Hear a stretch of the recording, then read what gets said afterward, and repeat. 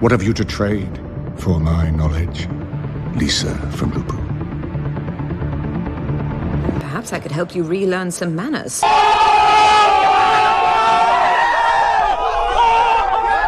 I have been walking over Castlevania or floating over it or whatever terminology you want to use for the longest while.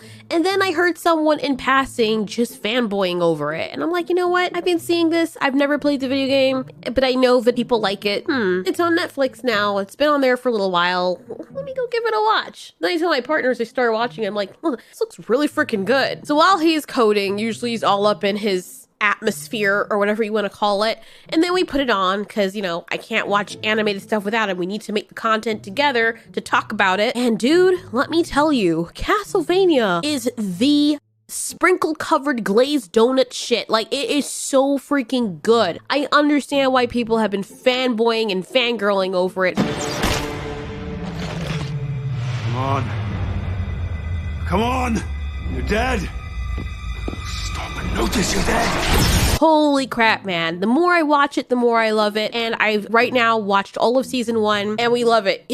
My partner stopped coding for a while. He was like, damn, the show's good. Glad I found it. I'm like, no, you didn't, bro. I'm the one who found it, but it's okay. I love the characters. I love it. Like, I tried to watch Blood of Zeus or whatever that show was on Netflix and I couldn't get past the intro. I don't know what it was. Maybe it's the art style.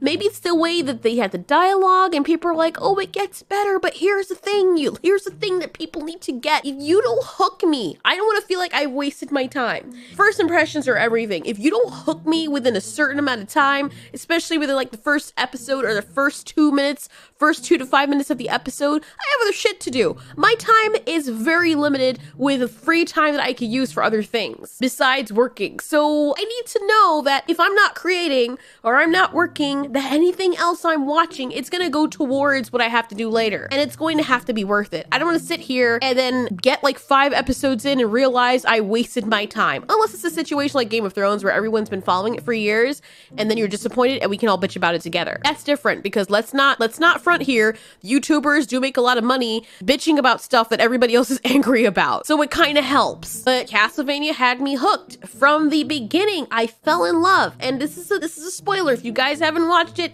you may want to just click away from this video or come back in like 30 seconds. But this is something that made me invested. When I saw Lisa, the human at the very beginning, walk into Dracula's castle, and she was just totally different than everybody else he's ever met. And it's a better love story than Twilight. I know it's cliche when people say that nowadays, but it really is. I'm telling the truth. And then you fall in love with them. You're like, okay, I like him. I like her. I like how they're kind of flirting with each other a little bit, and she's kind of clueless, and she's all into science, and so is he. And you're like, yeah, that's waifu material right there. Something's gonna happen. Then she's burning at the stake in like the next scene. You're like, what the fuck? Like, and then he comes back and didn't even know his wife was dead. Okay. I was so mad. Then you find out it was a stupid religious people who don't even really believe in what they're telling everybody else. Are just doing it for power. So you literally burned a woman who you knew was innocent, but you didn't want her science threatening the power you had over the people. I was like, you know what? Dracula's gonna kick your ass. And I was kind of shocked because I know that Alucard was supposed to be the main character, but Dracula is the villain of the story, but he's also the victim, which is so messed up. Like, during the first part of it, I'm like, okay, I hope Dracula kills all you bitches. I'm sorry, if you're back now and you clicked away, it's still spoiler territory. You know what this was, you heard that, you saw the description. But when he told them that they were given a year to get right with their god and to get out of the city and the town, I was like, really? Why are you not killing them now? What are you doing? Why are you speaking with them? What are you doing? Even I was like, burn down everyone. Because you all know. You all know that when Dracula puts his foot down, you all know that when you have a powerful protagonist, you're like, yeah, he's gonna get you. Because we're sadistic. We want to watch people burn. We want to watch justice be served because we know that in today's society, crazy people run loose and justice isn't served. And they know what they're doing. So I wanted that to happen. The year passes and I'm like, dude, but a year is a drop in the bucket. He needs a year to assemble his armies. Fair enough. I don't know what he had to do, if he had to actually go down somewhere else and get these people, or sorry, not people, but these demons. If he had to breed them, I have no idea how that happened. He comes back a year later. These people are still there. What? You had the audacity? I gave you a year. What the? You know, okay. So when he starts literally raining down blood and these demons and then shit just gets hard, like real hard, I was like, kill them all. Like, I feel bad for the children that are there, and you see people's guts flying all over the place, and I'm like, yes, kill them, bitches. You warned them. You did tell them, though.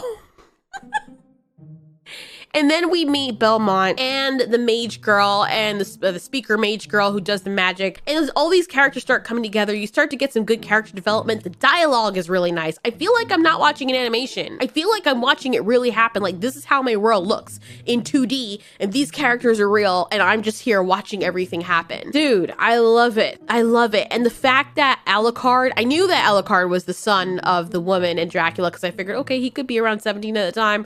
It's very obvious that was their child before it was even revealed, but I see where the son is coming from, because a mother wouldn't have wanted Dracula to do that, and I see where Dracula's coming from. So he's forced to take down his father, which was his goal, but it's hard because Dracula's not a villain. You know, it's messed up. It is. So we're done with the first season. I want to see where it goes from here, you guys. I'm just saying, if you guys haven't watched it, you should definitely give it a watch. It's on Netflix. Holy crap, man. When I tell you I love this show, like, this is my new Witcher, Game of Thrones, all of that stuff mashed up into one, and it has vampires in it. And I mean, the animation, the fight sequences, the dialogue, everything is nice. I'm really loving it. So go check it out. I want to talk more about it because it has monsters in it too, and it has vampires. Oh my God. Thanks so much for watching. This has been Ultiori. You ask, we answer.